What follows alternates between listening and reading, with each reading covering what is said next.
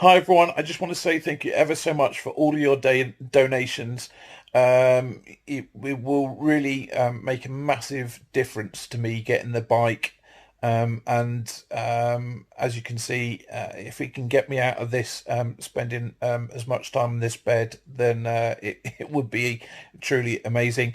And it would also enable me to raise money for other charities as well and help other people. So, the money that you've donated, it's not just helping me. I promise you, I value to you. It will also be helping other people. Okay.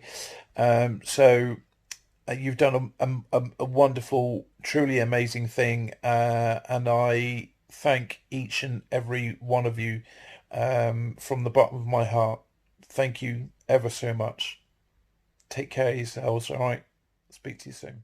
BBC Radio Northampton. Now, an army veteran from Towcester needs your help. He's trying to raise some money to help buy a bike to aid his recovery from post-traumatic stress disorder. Nick Wilson served on tours of Iraq, Kosovo and Afghanistan before leaving the army back in 2012.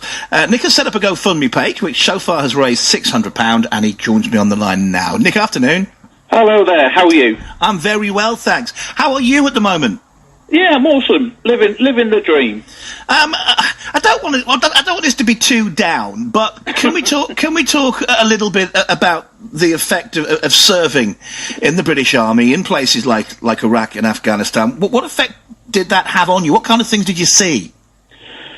Oh, crikey, what things I'll see. I want to be careful that I don't trigger any of your listeners. Death. I've seen some horrific incidents, been involved in some stuff myself, not anywhere near some of the heavier stuff that the infantry were involved in for sure, but just even being over in these kind of theatres, Kosovo, I was involved with the mass graves, so things like that. It's kind of things that stay with you, and having contacts, so being under fire, being shot at, how that impacts on you, just being away for 6 to 8 months away from friends, family, and just sleeping out in a tent in the middle of nowhere. It takes its toll, and unfortunately, veterans, from a suicide point of view, suicide numbers have been increasing slowly over the past couple of years. It's just not really being recognised. So,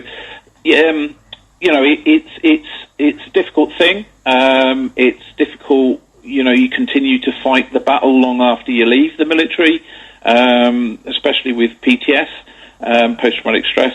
But I do want to highlight the fact that post-traumatic stress or post-traumatic stress disorder.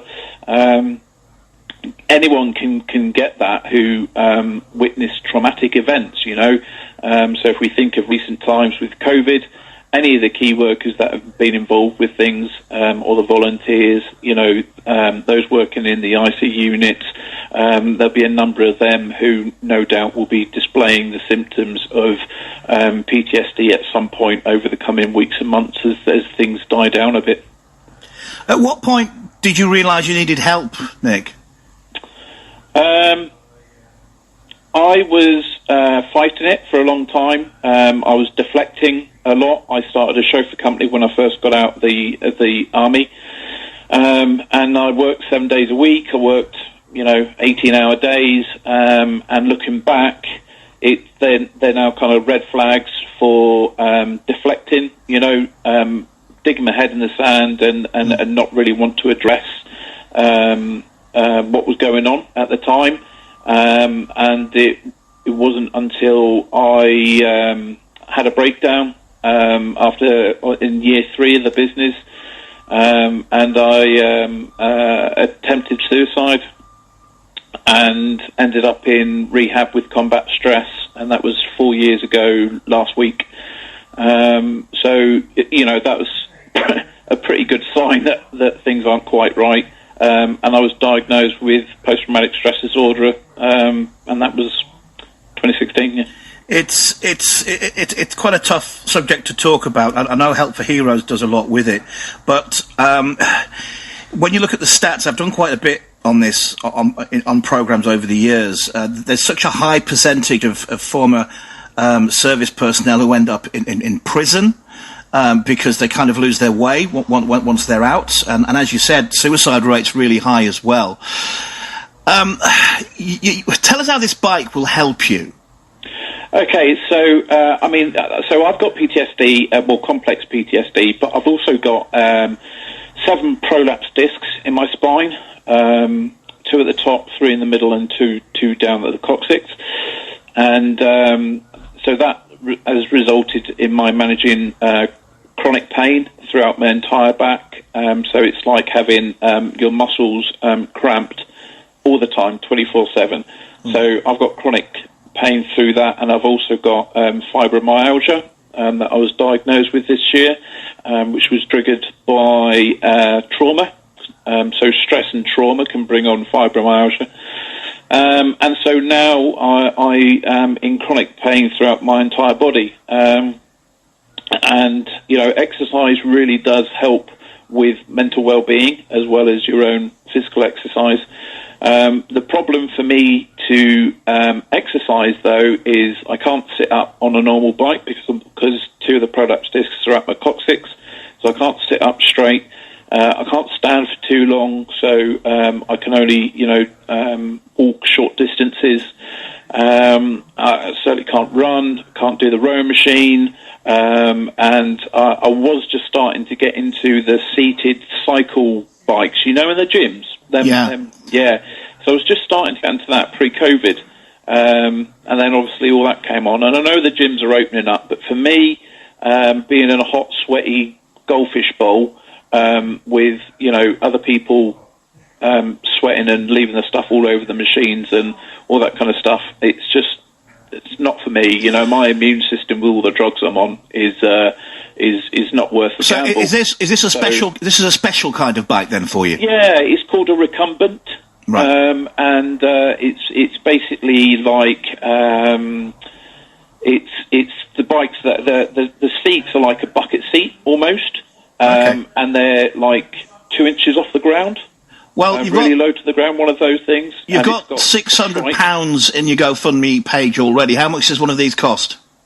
£2,500. Well, £2,500. Yeah, they start from £1,500, right. but because of the seat that I need to be able to support my spine properly, then it's the seat that's costing the money, and so the money's gone up. And how long's your GoFundMe page been open for? Oh, do you know what? I'm on it now, and I can't work out the flipping thing as to a couple of weeks, maybe, tops. Right. Okay. 10 days. Well, let's see if we can get you £60 this morning. 660. Let's see if we can get you some more dosh. So we have, I don't know, we have about 40,000 people listen to this show. Why don't everyone give 50p? I don't know. Wouldn't that be lovely? That'd get us way over the target, wouldn't it? How can people donate? So go through the GoFundMe page is the best way, please. And it's give me GoFundMe, give me a life worth living. And I would like to say that it's not just about me. I did a lot of fundraising during my time in the military. I raised over £75,000 for charities, and having this bike will enable me to be able to start fundraising again for other charities. And at the moment, I can't do that.